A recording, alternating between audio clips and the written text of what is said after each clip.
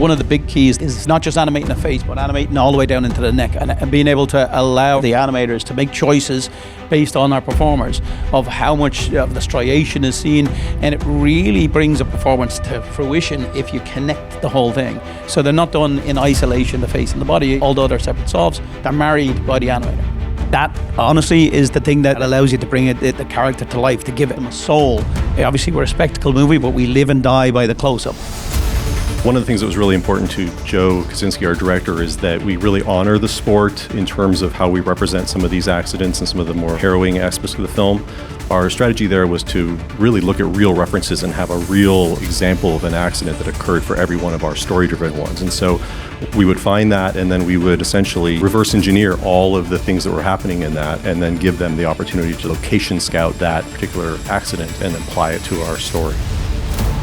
So much of the script was taking place on water, and even though they didn't shoot across water most of the time, we researched how to make water simulations that much more realistic from the start of the project.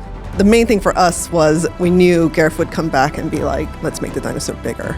And we put it bigger, and we're like, okay, well, how is this going to affect our simulation? We sent over one test that we did based off of a whale, but even larger scale, and the producers actually didn't realize it was visual effects. They thought it was the real nature documentary clip.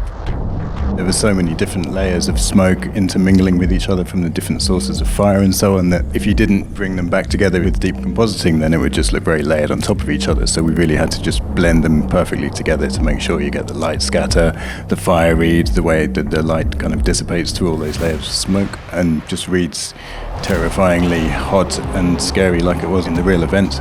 We just tried to tell the story and do it justice, and it looks and feels terrifying. It was paramount right from the beginning that we would always preserve Michael's performance. Every setup required meticulous planning and sophisticated compositing, but more interactive shots demanded even more advanced solutions. That's why we developed the Halo rig, a body-worn 360-degree 10-camera array that recorded Michael's full head performance in the moment, on set, and in the right lighting. Every expression, blink, flinch, and breath you see is 100% Michael, no exceptions.